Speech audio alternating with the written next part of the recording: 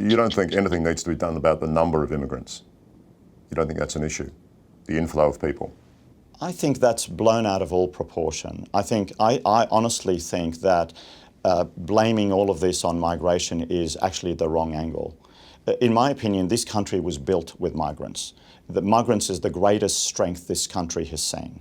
I think the idea of a growing population and a growing Australia and a growing economy is good for everyone.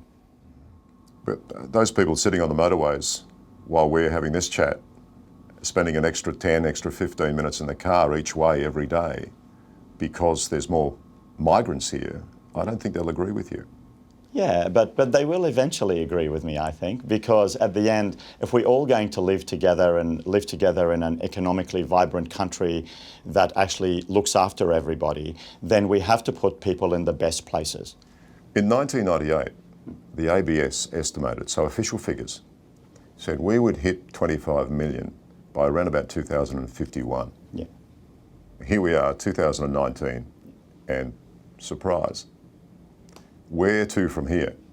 Well, I'm not surprised because we are such a magnificent country with so many nice cities. It's already 77% of us Australians have decided that these are the best places to live. So, but will we stay that way if we don't put a sign up that says, stop? We need the people. We need the people to maintain our economy and the tax base. What do you want to see? 25 million now. What would make you happy as an urban planner?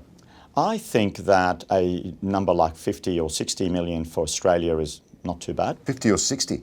Yeah, or even more. But in how long? Before you die? Yeah, before I die. And, I'm not that young. Well, we're victims of our own success. It's kind of hard being so popular. I think everyone that's turned up to Sydney in the last 20 years, or Melbourne, which is my second favourite city, have said, why don't I live here? What an amazing place. Look at the weather, look at the harbour, look at this beautiful place. And believe it or not, it's actually sparsely populated in density terms by world standards. Sydney's only 407 people per square kilometre. That's about a quarter of the density of Paris. So you want higher density? Higher density. Higher density makes for more livable cities, would you believe? More high-rise inner-city apartments? You could do more high-rise apartments or high-rise offices. I mean, for instance, this city CBD here could be a lot taller and it would look much more like a genuine world CBD than these shorter structures that we've got now. That's my opinion. Coming back then to the government's idea of sending 45% of these immigrants to regional areas, I mean, what's wrong with the concept of sharing the load? Not at all. In fact, as I said before, these are beautiful places to live also. So there's nothing wrong with Dubbo or Orange or Cootamundra or... There's nothing wrong with these places. They're actually beautiful places to live. My family grew up in Rockhampton. That's also a very nice place to live in Queensland. But the reality is that unless you've got a depth of employment and genuine long-term employment, it's very difficult to keep people in places where there isn't a genuine attraction to jobs. Well, the government says they'll create the jobs. You don't believe them? They can create them in the medium or short term, yes. You can locate a government department there, you can build a hospital there.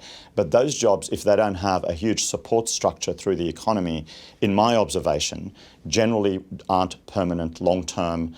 So, for instance, a lot of those small towns have not changed population in 50 years.